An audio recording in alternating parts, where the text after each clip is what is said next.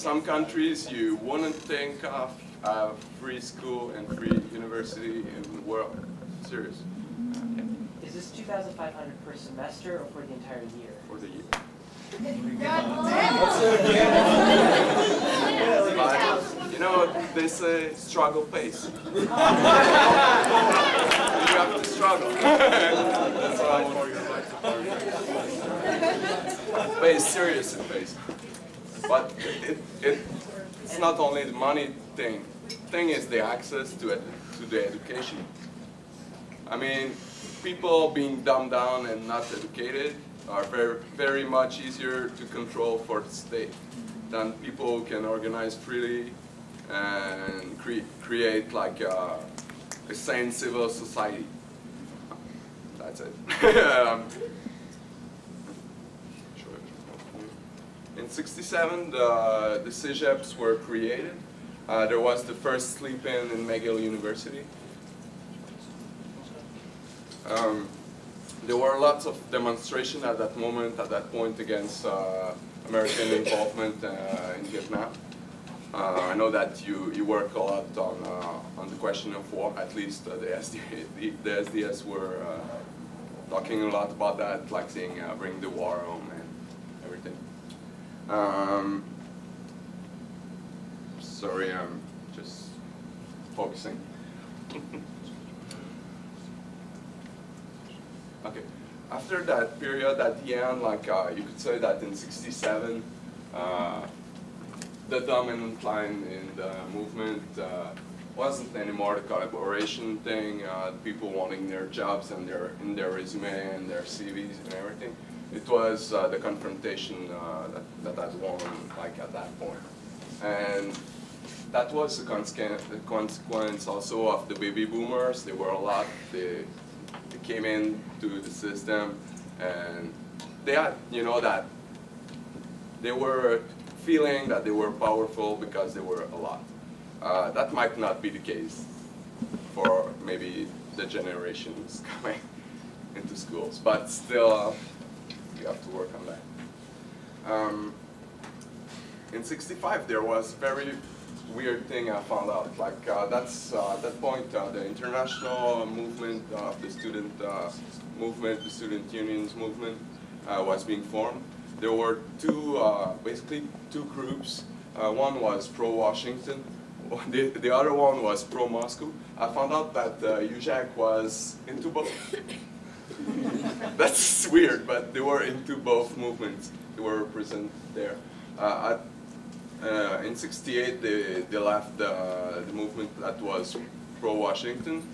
They went to Congress in Bulgaria, and they didn't like it at all. Like they were doing the first demonstration in years in that country, and they were protesting basically what happened in Czechoslovakia, in Prague in '68 during summer in August, and it's very precise. But that helped. They just went out of those two structures that they didn't like, didn't feel were democratic and were progressive enough for them.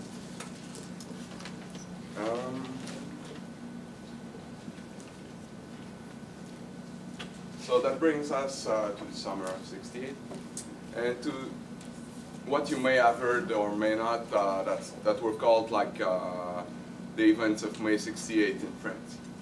It had an echo in Europe mostly, but in Quebec also.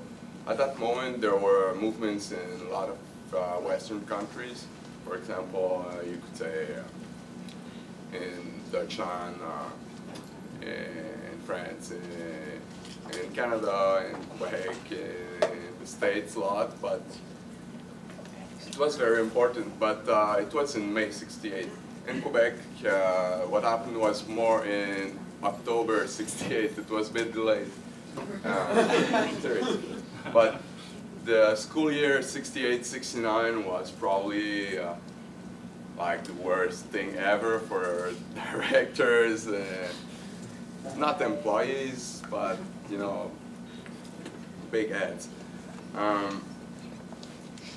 There was, for example, motto of that year, the campaign was collaborer, c'est se faire fourrer, which means collaboration means to be fucked.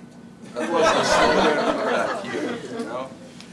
That's kind of intense. Like the national organization, they worked on that platform. Like that. So the confrontation part of the movement was getting fueled by what you could say was propaganda and agitation. Speeches were even made in Quebec about political revolution and social revolution. It was kind of very intense. We can say that the movement still was delayed from what it was in May '68, but you'll see, I'll speak about that a little later. At that point, basically, police officers were studying the phenomenon because they didn't know what to expect, they didn't like what they saw, and they were writing up like reports. At that point, the movement was taking a clearer union perspective. Even socialist ideals were promoted in mainstream. That's really rare in Quebec, in North America especially. 69 at the end was also a year of dissolution because it was the first strike in '68, but the UJAC didn't survive that strike. It was dead.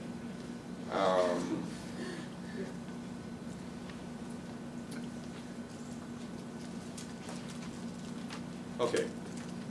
I didn't want to speak too much about that, but I guess I'll have to.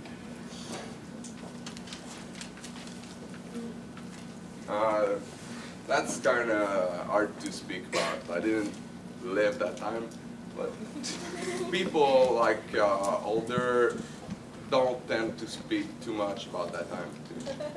I'm serious. That's kind of scary.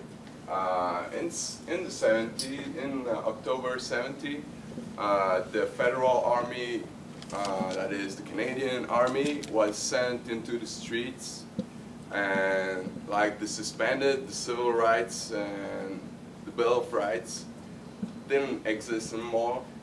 The habeas corpus was like erased for a time, and what happened is like that they sent like poets, artists, and like Cubists.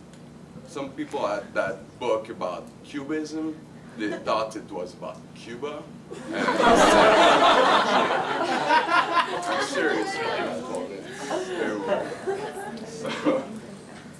So that's what happened. Militants were sent, 400 of them were sent into jail and were there for a very long time. And it was like disruptive. In the movement, it was very disruptive because people were fearing to organize at that moment. But in the 70s, there was also a counter-movement about that because the workers began organizing and creating unions, struggling more, and Quebec was very active during the 70s. So you could say that in '72 there were the rent formula was, yes, created before, I guess, I don't remember the date, the time, but it was impulsed at that moment in the student movement. That's kind of weird. But they gave us the money because, you know, they liked us better partying with that money than, like, you know, organizing politically, I guess.